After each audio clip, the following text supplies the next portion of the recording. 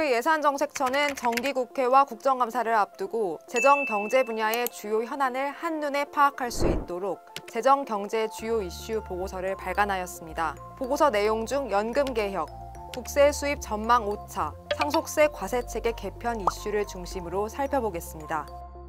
첫 번째 주제는 연금 개혁입니다. 국민연금은 2055년에, 사학연금은 2043년에 적립금이 고갈될 것으로 전망되는 등 4대 공적연금의 재정 악화가 전망되고 있어 대책이 필요한데요. 우리나라의 높은 노인 빈곤율을 고려하면 노후소득 보장도 중요한 상황입니다. 이에 국회와 정부는 공적연금 개혁 방안을 마련하기 위해 논의 중입니다.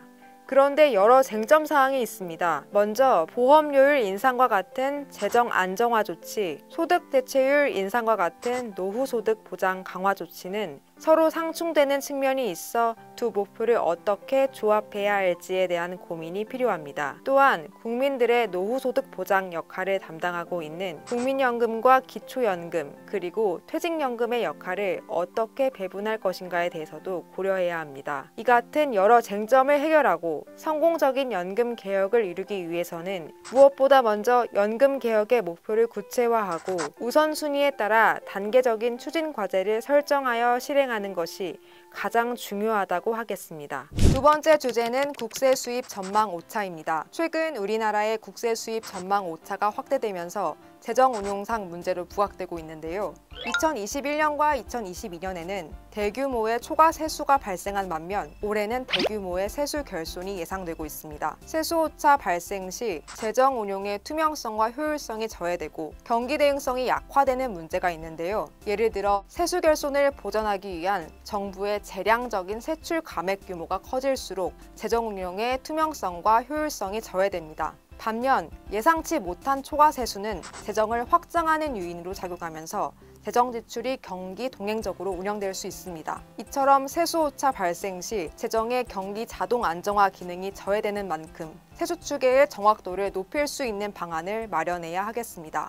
세 번째 주제는 상속세 과세체계 개편입니다. 상속세 과세 방식은 세 가지로 구분될 수 있습니다. 피상속인이 남긴 상속재산 전체에 대하여 과세하는 유산세 방식, 각 상속인이 상속받은 재산에 대하여 과세하는 유산취득세 방식, 그리고 두 방식을 절충한 법정 상속분 과세 방식이 있습니다.